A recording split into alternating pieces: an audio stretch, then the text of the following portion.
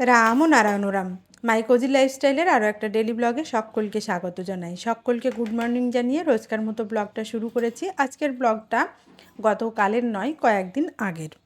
আজকের ব্লগে আমি দেখাতে চলেছি আমার ভাই আমাকে বেনারস থেকে কি গিফট এনে দিয়েছে। আমার পছন্দের একটা গিফট সে আমাকে দিয়েছে বেনারস থেকে এনে। খুবই খুবই পছন্দ হয়েছে। ব্লগটি দেখতে থাকুন, আশা করছি ভালো লাগবে। এই যে সকালের চা খাওয়া কমপ্লিট করে চায়ের বাসনগুলো ধুয়ে নিয়েছি। সমস্ত বাসন ধোয়া হয়ে গেছে। আর এই স্ট্রেনারটাতে আমি গতকাল পনির বানিয়ে রেখেছিলাম, ছেঁকেছিলাম, স্ট্রেনারটাও ধুয়ে নিয়েছি। আর এই চাকতাটা দিয়ে আমি পনিরটাকে একটু ফ্রেশ করে রেখেছিলাম। পনিরটা খুব সুন্দরভাবে রেডি হয়েছে, আপনাদের দেখাচ্ছি চলুন। আর এদিকে বসিয়েছি গরম জল, বেশ কিছু জামা কাপড় আজকে কাচবো। আর দুধটা জাল দিয়ে নিয়েছি। আজ হচ্ছে শনিবার, শনিবারের ব্লগটাই আপনাদের সঙ্গে শেয়ার করব। বারটা বলে দিলাম, আজ শনিবার। চলুন পনিরটা কীরকম জমেছে আপনাদের দেখাই। পনিরটা পনির কিন্তু খুব সুন্দর জমেছিল। আমি ফ্রিজের ভেতরে রেখেছিলাম, রান্না করব বলে বার করেছি। খুব সুন্দর হয়েছে। আমরা যে রেগুলার দুধ নিই, সেই দুধ 2-3 দিনের দুধ ফ্রিজের মধ্যে রেখেছিলাম, রেখে গতকাল রাত্রিবেলায় ছানা কাটিয়ে পনিরটা রেডি করে নিয়েছি।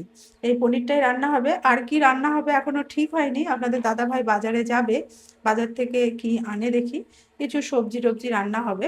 যাই হোক, এখন যাব জামা কাপড় ভেজাতে। এই যে গরম জল রেডি হয়ে গেছে, কাচার জন্য জামা কাপড় ভেজাবো। ভিজিয়ে রেখে সকালে টিফিনটা খেয়ে তারপর জামা কাপড় কেচে দুপুরে রান্না করব।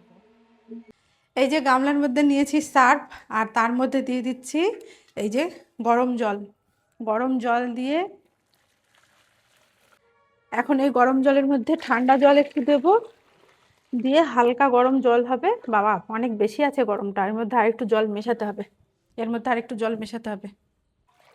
এর মধ্যে আর একটু জল মেশাতে হলেও এখনই মেশাবো না। এই যে জলটা এনে রেখেছি, একটু পরে মেশাবো, কারণ বেশ গরম জলের মধ্যেই এই গামছাগুলো দেব, তাহলে গামছাগুলো ভালো পরিষ্কার হয়ে যাবে।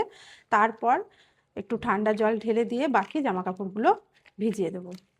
এই যে বালিশের কভার, নাইটি, এগুলো আগে ভিজিয়ে নিই। এই ছায়াগুলো এই গরম জলের মধ্যে দিয়ে দিচ্ছি। ভালো পরিষ্কার হয় একটু গরম জলে জামা কাপড় ভিজিয়ে কাচলে পারে। তাই আমি চেষ্টা করি সবসময়ই গরম জলে ভিজিয়ে নিতে। কম্বলের কভারগুলো খুলেছিলাম, কম্বল না, লেপের কভারগুলো খুলেছিলাম, এগুলো এখন ভিজিয়ে নিচ্ছি। খুলে বেশ কদিন রেখেছিলাম, কিন্তু কাচা সম্ভব হয়নি বিভিন্ন অসুবিধার কারণে। আজকে ভিজিয়ে দিলাম। তবে কুসুম গরম জল করার জন্য আর এই জলটা আমাকে ব্যবহার করতে হলো না। যা জল দিয়েছিলাম এতেই সমস্ত জামা কাপড় ভিজে গেল। জামা কাপড়গুলো তো গরম জলে ভিজিয়েছি, এবার ঠান্ডা জলে ভেজানোর জন্য বেশ কিছু জামা কাপড় এনেছি। এই জামা কাপড়গুলো ঠান্ডা জলে ভিজিয়ে দেব। তবে এই সাদা ওড়নাটা আগেই ভিজিয়ে এই বালতিতে রেখে দেবো, না হলে রং লেগে যেতে পারে। কোনো জামা কাপড়ে রং উঠবে অতটা সবসময় বোঝা যায় না। তাই সাদা জামা কাপড় ভিজিয়ে আলাদা করে আগেই রেখে দিলাম। এখন বাকি জামা কাপড়গুলো ভিজিয়ে নিচ্ছি। জামা কাপড়গুলো ভিজিয়ে নিয়ে নিচে গিয়ে চলুন দেখাই আমার ভাই আমাকে কি গিফট দিয়েছে। এই যে আমার ভাই গেছিল বেনারস বেড়াতে, আমার জন্য বেনারস থেকে এনেছে প্রসাদ, বাড়ির সবার জন্য প্রসাদ দিয়েছে। আর এর মধ্যে একটা কিছু, আচ্ছা, ও আমাকে বলেছিল যে শাড়ি এনেছে। এই যে এই শাড়িটা আমার জন্য এনেছে। এটা বেনারসি শাড়ি সম্ভবত। শাড়িটা খুলে দেখি, হ্যাঁ, কেমন হয়েছে। শাড়ির কালারটা আমার ভীষণ ভীষণ পছন্দের।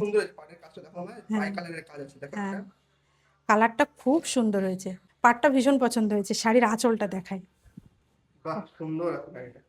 সুন্দর না? এই দেখো শাড়িটার কালারটার, পাটটা দেখো, আঁচলটা দেখো, এই দেখো। ও এটা ব্লাউজ পিস। এই যে এইটা ব্লাউজ পিস, বুঝলি? এই দেখো শাড়ির কালারটা খুব সুন্দর হয়েছে। এই যে এটা হচ্ছে ব্লাউজ পিস, আর এটা বডি, আর এটা আঁচল।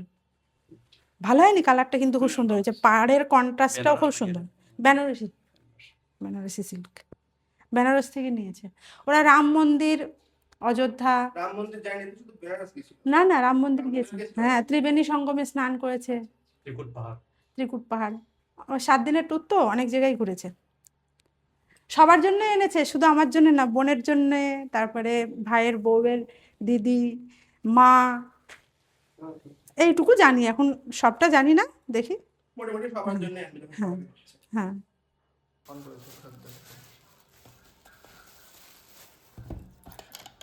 আমার ভাই বেনারস বেড়াতে গিয়েছিল, সেখানে কোনো একটা হনুমান মন্দিরের প্রসাদ এটা। আমাকে বলেছিল কোন হনুমান মন্দিরের প্রসাদ, আমার মনে নেই, যাই হোক। আর এই বেনারসি শাড়িটা ডুয়াল টোনের, এখানে হালকা একটা গ্রিন কালারের ডুয়াল টোন আছে ইয়েলোর সঙ্গে, ভীষণ পছন্দ হয়েছে। যাই হোক, চলুন। এই যে এখন সকালের টিফিনটা বেড়ে দেবো। আনা হয়েছে রসগোল্লা, পাকা কলা। এই কলাগুলো খেলে আমার শরীরে কোনো অসুবিধা হয় না। ওই যে সিঙ্গাপুরি কলা, যেটা সিঙ্গাপুরি কলাটা আমি খেতে পারি না, যেটা সিঙ্গাপুরি কলা সেই কলাটা আমি খেতে পারি না। এই কলাগুলোকে ঠোঁটে কলা ঠিক বলে না, তবে ঠোঁটে কলার মতনই। এই কলাগুলো খেলে আমার যেহেতু কোনো অসুবিধা হয় না, এই কলাগুলোই আনা হয় চিড়ে বা কোনো কিছু খাওয়ার জন্য। মানে কলা খেতে হলে আমি ওই কলাটাই খাই আর কি। চিড়েটা এখন ধুয়ে নিয়েছি, নিয়ে সকালের টিফিনটা সবাইকে সার্ভ করে দেবো। আর এই গামলার মধ্যেই আমি নিয়ে নেবো আজকে। আর এখানে আছে মিষ্টি দই। এখানে একটা দোকান আছে, এই দোকানের মিষ্টি দইটা খেতে ভীষণ ভালো হয়। ইদানিংকালে দেখছি বেশ ভালো হচ্ছে মিষ্টি দইটা। এই দেখুন কালারটাও সুন্দর, আর কত সুন্দর দইটা জমেছে, খুব ভালো লাগে এই দইটা। মেয়ে নেই, মেয়ের জন্য মনটা খারাপ করছে। মেয়ে আসলেও ভাবছি এরকম একদিন চিড়ে দই কলা মিষ্টি মানে রসগোল্লা দিয়ে খাওয়া হবে। মেয়ে যদিও এই খাবারগুলো খুব বেশি পছন্দ করে না, তবে খায় না এমন নয়, খায় মাঝে মাঝে, এক আধ দিন হলে পারে খায়।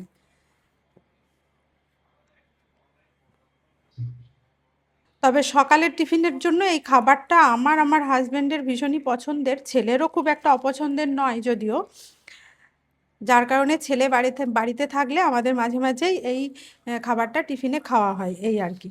তাহলে চলুন, টিফিনটা খাওয়ার পর আবার আপনাদের সঙ্গে দেখা হচ্ছে। আর আপনারা কারা কারা এই চিড়ে দই কলা দিয়ে সকালের টিফিন খেতে ভালোবাসেন আমাকে একটু কমেন্ট করে জানাবেন। এখন ঘর মুছবো বলে চলে এসেছি। ঘর মোছার জন্য আমি এই ফিনাইলটা ব্যবহার করি। এই ফিনাইলটা আমার ভীষণ পছন্দের ফিনাইল। এই কালো ফিনাইলটা দিয়ে ঘর মুছলে আমার মনে হয় খুব ভালো লাগে। আপনাদের কাদের কাদের এইরকম ফিনাইলটা আপনারা কারা পছন্দ করেন আমাকে একটু জানাবেন কমেন্ট করে। এই ফিনাইলের গন্ধটা আমার ভীষণ প্রিয়, খুব ভালো লাগে। এখন ঘরগুলো মুছে নেব। এখন উপরের ঘরগুলো সমস্তটাই মুছে নেব। নিচের ঘরগুলো এখন আমাকে মুছতে হয় না, কারণ মাসি মুছে দিয়ে যায়, কিন্তু উপরের ঘরগুলো তো আমাকে মুছতে হয়। আজকে সকালবেলায় ঘর মোছা হয়নি, তাই এখন ঘরগুলো মুছে নেব। আজকে সকালে টিফিন খাওয়ার পরে ঘরগুলো মুছছে এই কারণে, যেহেতু আজ শনিবার, আজকে এই টাইমে ঘরগুলো মুছে নিচ্ছি, উপরের ঘরগুলো। আর নিচের ঘর তো আগেই বললাম মাসি মুছে দিয়েছে। সকালে তো নিচের ঘরগুলো মাসি মুছেছে, মাসি যেহেতু উপরে আসে না তাই উপরের ঘরগুলো আমাকেই মুছে নিতে হয়, সেই মতো এখন ঘরগুলো মুছে নিচ্ছি।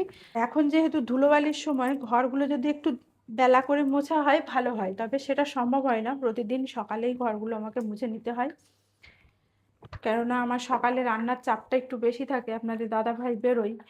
আজ যেহেতু শনিবার, রান্নার চাপটা কম আছে। সকালের টিফিনে তো আমরা চিড়ে দই খেয়ে নিয়েছি, আপনাদের দাদাভাই বেরিয়ে গেছিল। আর এখন ওই কারণে ঘরটা মুছছি। দুপুরবেলায় রান্না করব কাচাকুচো করে। প্রথমে ঠাকুরঘরটা মুছে বেরিয়ে এলাম, তারপর ডাইনিং হলের হাফটা মুছে নিয়েছি। ঠাকুরঘরটা তো আমাদের মিডিলে, মাঝখানে বাথরুম আছে, বাথরুমের সামনেটাও খুব ভালো করে মুছে নিলাম। এরপর মপটা ভালো করে ধুয়ে নিয়ে ডাইনিং হলের বাকি অংশটা মুছে নিয়ে এখন চলে এসেছি বেডরুমটা মুছে নিতে। যদি একটু বেলার দিকে এভাবে ঘরটা মোছা হয়, ঘর কিন্তু বেশ পরিষ্কার থাকে অনেকক্ষণ পর্যন্ত, সন্ধ্যাবেলা পর্যন্ত ঘরে সেরকম ধুলোবালি আর থাকে না। যাই হোক, ঘর মোছা তো কমপ্লিট হয়ে গেল। এখন চলুন জামা কাপড়গুলো কেচে। জামা কাপড় কাচার জন্য গামলাতে জল ভরতে রেখে চলুন আমার ছাদ বাগানের গাছগুলো দেখাই। পিটুনিয়া গাছে দেখুন কত সুন্দর ফুল ধরেছে।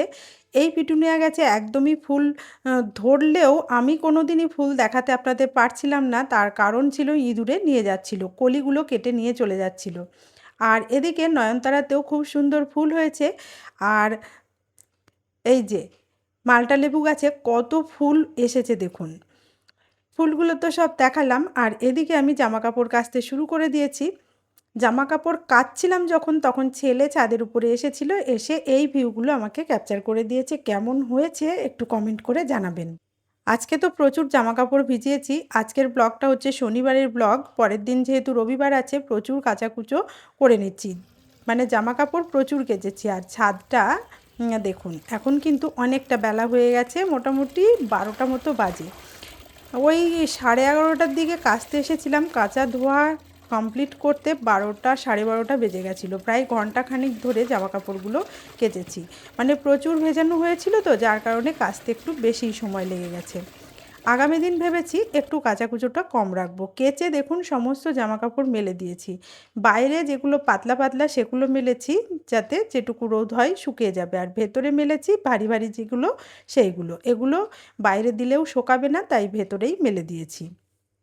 আপনাদের দাদা ভাইয়ের জ্যাকেট থেকে শুরু করে ছেলের মানে হুডি, এগুলো ঘরের ভেতরে মেলেছি। আর ডেলি ওয়্যারের বেশ কিছু জামাকাপড় ছিল, সেগুলোও কেচে ঘরের মধ্যে মেলেছি। রোদ্রে মেললে দেখবেন এখন তো রোদ্রের খুব তাপ হয়েছে, তাই জামাকাপড়ের রং জ্বলে যায়। সেই কারণে বেশ কিছু জামাকাপড় গরমকালে আমি সবসময় কেচে ঘরের মধ্যেই মেলে দিই। সেই মতো মেলে দিয়ে স্নান সেরে এখন চলে এসেছি পুজোটা কমপ্লিট করে নিতে।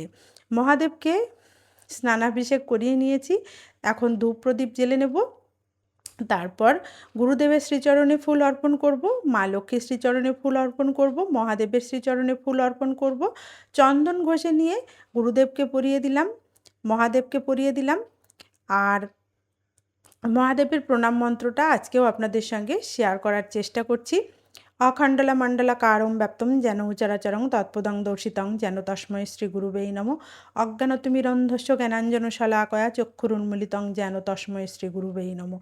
ধ্যানমূলং গুরুমূর্তি পূজামূলং গুরুপাদম মন্ত্রমূলং গুরু বাক্যং মোক্ষমূলং গুরু কৃপা। ওং গুরু কৃপা হি কেবলম ওং গঙ্গা শিবরাম নারায়ণরাম। এটা ছিল গুরুদেবের প্রণাম মন্ত্র। আর ওং বিশ্বরূপাসি ভাজ্যাসি তাপসী পদে পদালয়ে শুভে সর্বত্র পাহিমাং দেবী মহালক্ষ্মী নমস্তুতে। এটা হচ্ছে লক্ষ্মী দেবীকে আমি এটা বলে প্রণাম জানিয়ে আজকের পুজো কমপ্লিট করে চলে এসেছি নিচে। নিচে এসে বেশ কিছু সবজি ব্যাগের মধ্যে আনা আছে, সেই সবজিগুলো তুলে নিই। একদম কচি লগলগে পাতা। আর এই যে লাউ, কচি লাউটা সাইজটা খুব ভালো হয়েছে, আমাদের অল্প রান্নার জন্য এই সাইজটাই খুব ভালো। এঁচোড়টাও তো খুব সুন্দর হয়েছে গো। এঁচোড়টা সুন্দর হয়েছে কিন্তু না, এই জায়গাটা একটুখানি এটা সবচেয়ে ভালো ছিল। এদের মধ্যে কি আছে, টমেটো? এই টমেটোগুলো তো দেশি টমেটো না? খেলাম না। এগুলো এমন নর্মাল এই হাইব্রিড যে টমেটোগুলো হয়, এই টমেটোগুলো খারাপ লাগে না খেতে, ভালোই লাগে। পেঁপের এত বড় সাইজ কেন? পেলাম না, ওইটাই সব নরমাল। কুমড়ো কেন 2 রকমের সাইজ হলে কেন, কম হয়ে গেছিল ওজনে? লঙ্কা, হ্যাঁ বেগুনগুলো খুব নরম হয়েছে, সুন্দর বেগুন। নিম বেগুন খেতে হবে বুঝলে। এখন এই সবজিগুলো ফ্রিজে তুলে রাখি, না হলে গরম পড়তে শুরু করেছে তো নষ্ট হয়ে যাবে বুঝলে। হ্যাঁ যাও তুলে রাখো, খুব ভালো আর নষ্ট হয়ে যাবে। তাজা ভাবে খেতে যাবে। এই যে সবজি কেটে নেওয়া হয়ে গেছে, বেগুন, সজনার ডাঁটা আর হচ্ছে আলু, এটা দিয়ে একটা তরকারি হবে। আর এদিকে ছোট করে ডুমো করে আলু কাটা আছে, আলু দিয়ে ভাবছি সয়াবিনের তরকারি করব আজকে যেহেতু নিরামিষ। আর এদিকে এই যে সয়াবিনটা ভিজিয়ে রেখেছি, চলুন রান্নাটা কমপ্লিট করে নিই। রান্না হয়েছে, এটা হচ্ছে সয়াবিনের পকোড়া, সয়াবিনের পকোড়া, পনিরের তরকারি। আর যেহেতু শনিবার নিরামিষ, পনির হয়েছে। সজনের ডাঁটা আলু বেগুন দিয়ে তরকারি আর সয়াবিন আলুর তরকারি। আর এদিকে এখনও রান্না চলছে, সেটা হচ্ছে যে চাটনি হচ্ছে, টমেটো আর তেঁতুল দিয়ে চাটনি বানিয়ে নিয়েছিলাম। আজকের ব্লগটি আমি এখানেই শেষ করলাম। কেমন লাগলো কমেন্ট করে জানাবেন। ভালো লাগলে মাই কোজি লাইফস্টাইল চ্যানেলটি সাবস্ক্রাইব করার অনুরোধ জানালাম। ভিডিওটি দেখার জন্য ধন্যবাদ।